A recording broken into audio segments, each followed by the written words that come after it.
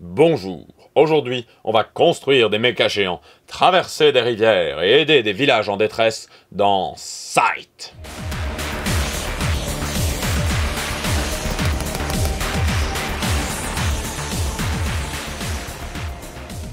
Le monde est en crise, la guerre vient de se finir, et la toute-puissante usine de mechs a fermé ses portes. Il ne tient qu'à vous et à votre nation d'en prendre le contrôle. Dans Sight, chaque joueur incarne un héros et sa petite troupe d'ouvriers. Vous représentez une des nations de cette Europe de l'Est dévastée. Les fourbes russes-viettes, les frileux nordiques, les polagnanais populaires et d'autres encore.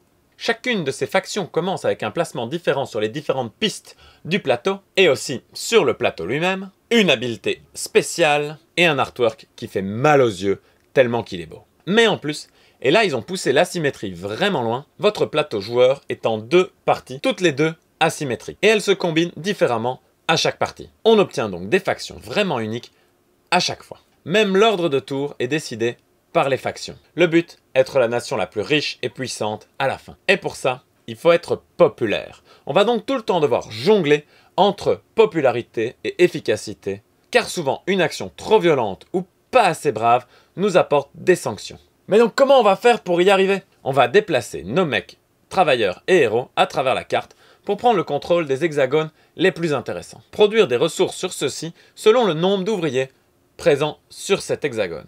Mais attention, les ressources récoltées restent sur le plateau. On peut donc se les faire piquer. Et c'est pour ça qu'on se bat. Et finalement, on va pouvoir payer. Alors payer, ça sert à tout. On recrute des travailleurs en plus, on construit des bâtiments, on améliore sa civilisation et on se prépare à la guerre. Les actions au départ sont définies par 4 cases.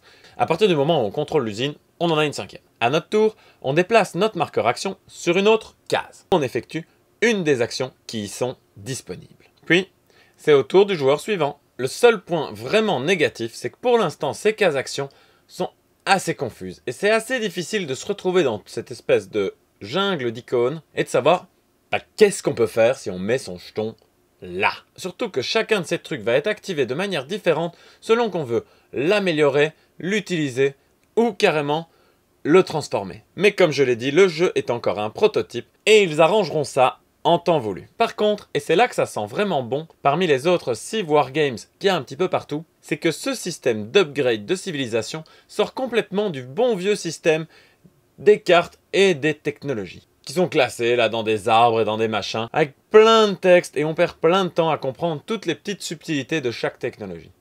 Et votre faction, elle a du chemin à faire. Au début, on sait même pas traverser les rivières. Sauf les Nordiques, car ils n'ont jamais froid. Et on a l'impression que tout ce qu'on fait nous coûte plus cher que ce que ça nous rapporte au final. Mais petit à petit, on transforme sa vieille bande de paysans avec son héros débutant en une machine industrielle de guerre pour aller poutrer nos voisins hors de l'usine.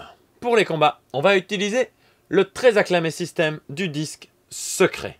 Chacun mise sur son disque pour voir quelle quantité de puissance il va investir dans l'escarmouche en cours, juste le meilleur. Et on peut y mettre une carte en plus par mec ou héros présent pendant le combat. Bon, non, il y a quand même du hasard, faut pas exagérer. Mais par contre, attention, si on chasse des paysans sans défense de leur territoire, on va perdre de la réputation. Et si on se défend vaillamment face à l'adversité, là on va en gagner justement. Bref, c'est un jeu qui saute directement aux yeux, tant ses visuels choquent par leur beauté. Avec un univers hyper travaillé, que ça donne presque envie d'acheter le jeu juste pour prendre toutes les cartes et de tapisser notre maison avec. En plus, il y a un système d'asymétrie vraiment poussé qui est excitant, mais attention à l'équilibrage. Là, on vous attend au tournant.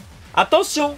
Bon, l'évolution de vos factions et les déplacements sur le plateau sont encore un petit peu confuses pour l'instant, mais ça va pas trop lentement, ça va pas trop vite. On a la profondeur qu'il faut. Donc, quand les mécaniques d'action, qui sont déjà très intéressantes, seront aussi bien huilées que nos mecs, on roulera sur le plateau. Parce que c'est pas parce que la guerre est finie qu'on peut pas recommencer, hein.